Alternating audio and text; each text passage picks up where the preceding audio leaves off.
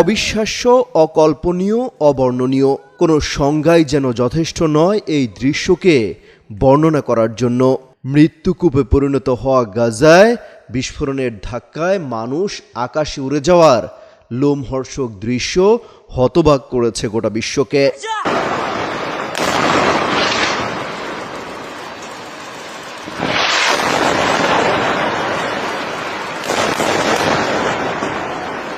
গাজায় গণহত্যা থামছে না। প্রত্যেক ফিলিস্তিনির জীবন অমূল্য।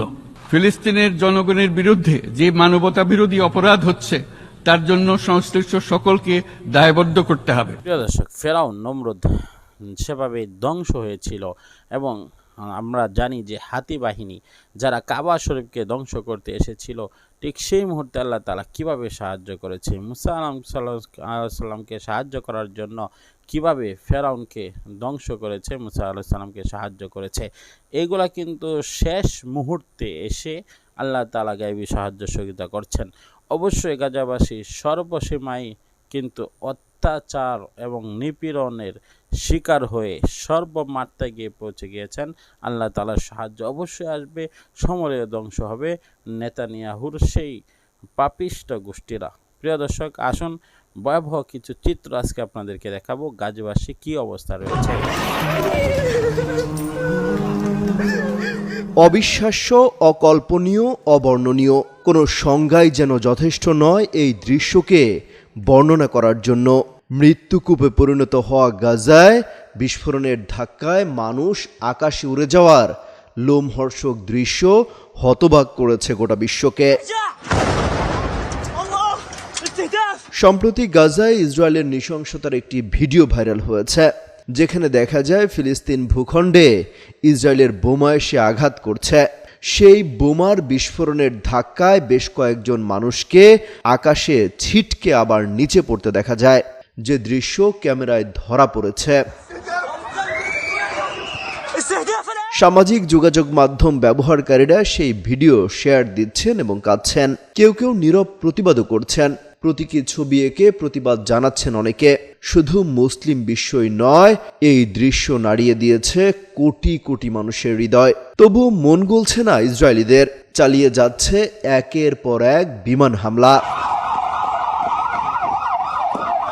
ভাইরাল সেই ভিডিও নিয়ে নিজের ভেরিফাইড ফেসবুক পেজে একটি স্ট্যাটাস দিয়েছেন জনপ্রিয় ইসলামিক আলোচক শায়খ আহমদুল্লাহ। তিনি লিখেছেন, ঝোড়ো হওয়ার গাছের শুকনো পাতা যেভাবে আকাশে উড়ে যায়, বোমার আঘাতে পবিত্র ভূমির মানুষদেরকে সেভাবে আকাশে উঠতে দেখল বিশ্ববাসী।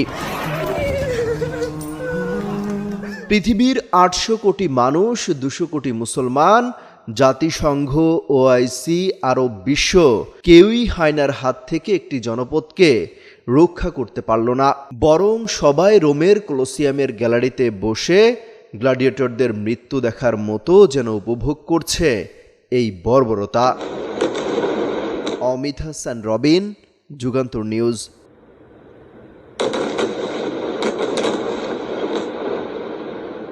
গাজায় গণহত্যা থামছে না। প্রত্যেক ফিলিস্তিনির জীবন অমূল্য।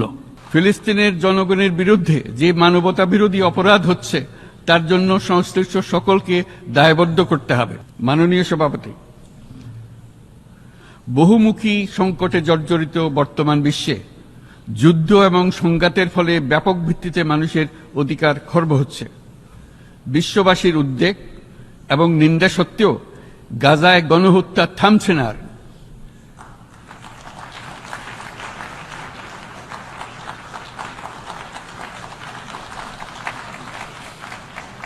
ফিলিস্তিনের মতো বিদ্যমান বাস্তবতা কেবল আরব কিংবা মুসলমানদের জন্যই উদ্বেগজনক নয়, বরং তা সমগ্র মানব জাতির জন্যই উদ্বেগের বিষয়।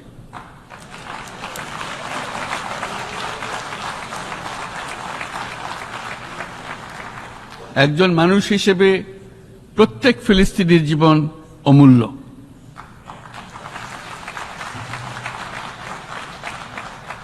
ফিলিস্তিনের জনগণের বিরুদ্ধে যে মানবতা বিরোধী অপরাধ হচ্ছে তার জন্য সংশ্লিষ্ট সকলকে দায়বদ্ধ করতে হবে।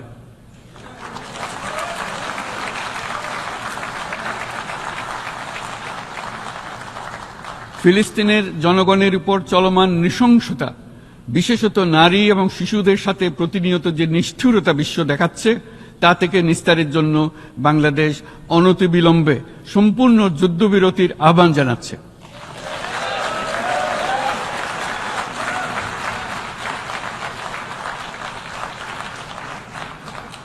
দ্বিরাষ্ট্রভিত্তিক সমাধানেই মধ্যপ্রাচ্যে টেকসই শান্তি আনতে পারবে। তাই জাতিসংঘ সহ আন্তর্জাতিক সম্প্রদায়ের সকলকে এর বাস্তবায়নের জন্য এখনই উদ্যোগ নিতে আহ্বান জানাচ্ছি।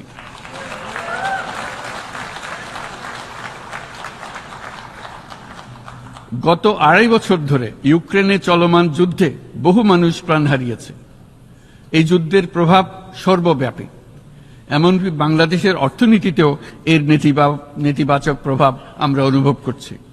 আমরা তাই উভয় পক্ষকে সংলাপে বসে বিরোধ নিরসনের মাধ্যমে যুদ্ধের অবসান ঘটানোর আহ্বান জানাচ্ছি। মাননীয় সভাপতি, বাংলাদেশ গত 7 বছর যাবৎ মায়ানমার হতে আগত 12 লাখেরও বেশি রোহিঙ্গাদের মানবিক কারণে আশ্রয় দিয়ে আসছে। এর ফলে আমরা বিরাট সামাজিক, অর্থনৈতিক, পরিবেশগত ক্ষতির সম্মুখীন হচ্ছি। মায়ানমারের অভ্যন্তরীণ সমস্যা থেকে সৃষ্ট এই সংকট বাংলাদেশ ও আমাদের অঞ্চলের জন্য প্রথাগত ও অপ্রথাগত উভয় ধরনের নিরাপত্তা ঝুঁকির কারণ হয়ে দাঁড়িয়েছে। মায়ানমার থেকে বাংলাদেশে বলপূর্বক বাস্তুচ্যুত রোহিঙ্গাদের সহায়তা করতে আমরা অঙ্গীকারবদ্ধ। আমরা রোহিঙ্গাদের জন্য মানবিক সহায়তা কার্যক্রম চালু রাখা এবং তাদের টেকসই প্রত্যাবর্তন নিশ্চিত করার উদ্দেশ্যে আন্তর্জাতিক সম্প্রদায়ের পর্যাপ্ত সহায়তা অব্যাহত রাখার আহ্বান জানাচ্ছি। প্রিয় দর্শক, মুসলমানদের যে অবস্থা করুন, সে অবস্থার পাশে আমাদের দাঁড়াতে হবে। আপনি আপনার জায়গা থেকে তাদের পণ্য বয়কট করে মুসলমানদের পাশে দাঁড়ান এবং ইসরায়েলের পণ্য বয়কট করে মুসলমান বিশ্বের সকলকে জানিয়ে দিন যেন মুসলমান হিসাবে মুসলমানদের দায়িত্বটা সকলেই পালন করে। এই জন্য অবশ্যই ভিডিওটি শেয়ার করে দিবেন এবং আমরা চাই যে প্রত্যেকটি মুসলমান, গাজাবাসী এবং ফিলিস্তিনি ভাই বোনদের জন্য দোয়া করব এবং সর্বশ্রেষ্ঠ কাজ হলো আল্লাহ তাআলার কাছে বিনত প্রার্থনা করা যে মুসলমানদেরকে যেন আল্লাহ তাআলা বিজয় দান করেন এবং কাফেরদেরকে যেন, এবং কি যারা এভাবে অত্যাচার করছে সেই জালেমদেরকে যেন সমূলে ধ্বংস করে দেন। আল্লাহ তাআলার সাহায্য অবশ্যই অনিবার্য, আসবেই আসবে। আল্লাহ তাআলার সাহায্য করবেনই, কিন্তু আমাদের উপর একটি পরীক্ষা আল্লাহ তাআলা দিয়েছেন যে আমরা কতটুকু তাদেরকে সাহায্য সহযোগিতা করি, তাদের পাশে এসে দাঁড়াই। এরপরে আল্লাহ তাআলা যখন তাদেরকে বিজয় দিবেন তখন